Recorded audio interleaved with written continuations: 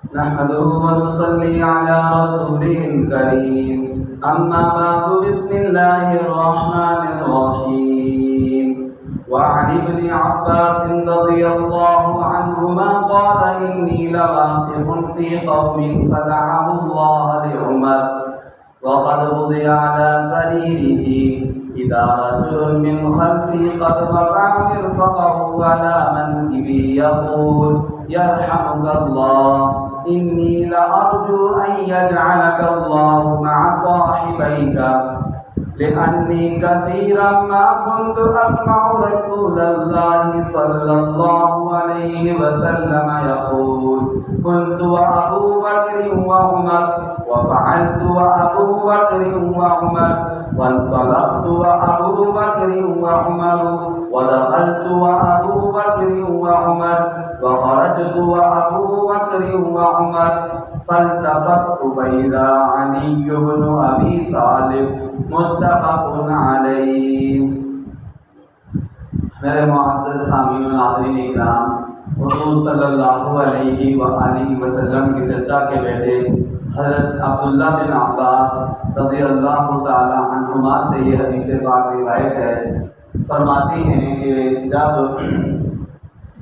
حضرت عمر بن خطاب رضی اللہ تعالی عنہ کا انتقال ہو گیا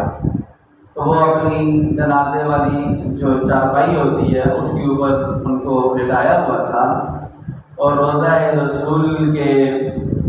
قریب لا کر حضور صلی اللہ علیہ وسلم کی بائیں جانب ان کی قبر کھودی گئی حضرت عمر رضی اللہ تعالیٰ عنہ کی، دائیں طرف حضرت ابو بکر رضی اللہ تعالیٰ عنہ کی خلیفہ اول بلا فصل کی قبر مبارک روضہ مبارک موجود ہے۔ تو کہتے ہیں عبداللہ بن عباس کہتے ہیں کہ میں کھڑا تھا تو لوگ حضرت عمر رضی اللہ تعالیٰ عنہ کے لیے دعا فرما رہے تھے کہ اللہ تعالیٰ ان پر رحم کرے، اللہ ان کی آخرت کی منازل آسان فرمائے، اللہ ان کی نیکیاں قبول فرمائے اور اللہ تعالیٰ ان کی قبر کو جنت کا باغ بنائے۔ تو اچانک میں نے دیکھا کہ میرے کندھے پر کسی بندے نے اپنی کونی رکھی، پیچھے بھی بندہ کھڑا تھا اور اس نے میرے کندھے پر اپنی کونی رکھی ہے اور کونی رکھ کے وہ کہنے لگا کہ یرحمک اللہ انی لارجو ان یجعلک اللہ مع صاحبیک۔ حضرت عمر رضی اللہ تعالیٰ عنہ کو مخاطب کر کے کہنے لگا، ان کی چارپائی کو، ان کے جنازے کو مخاطب کر کے کہنے لگا کہ اللہ تعالیٰ آپ پر رحم فرمائے، مجھے اللہ تعالیٰ کی رحمت سے یہ کبھی امید تھی کہ اپنے دو دوستوں کے ساتھ تیسرے آپ ہی یہاں پر دفن ہوں گے، اس لیے کہ میں نے بہت زیادہ دفعہ اللہ کے پیارے نبی صلی اللہ علیہ وسلم کو یہ فرماتے ہوئے سنا تھا کہ حضور فرما رہے کنت ابو بکر و عمر، میں تھا ابو بکر تھے اور عمر تھے، وفعلت ابو بکر و عمر، میں نے کیا یہ کام، ابو بکر نے کیا عمر نے کیا، وانطلقت ابو بکر و عمر، میں چلا ابو بکر چلے اور عمر چلے، دخلت ابو بکر و عمر، میں داخل ہوا ابو بکر داخل ہوئے اور عمر داخل ہوئے، وخرجت ابو بکر و عمر، میں نکلا ابو بکر نکلے اور عمر نکلے۔ یعنی میں نے اللہ کے پاک نبی صلی اللہ علیہ وسلم کو بہت دفعہ ان دونوں کو اپنے ساتھ ملا کر ذکر کرتے ہوئے آپ صلی اللہ علیہ وسلم کو سنایا۔ حضور نے اپنے ساتھ ابو بکر کو بھی ملایا اور حضرت عمر بن خطاب کو بھی ملایا، بار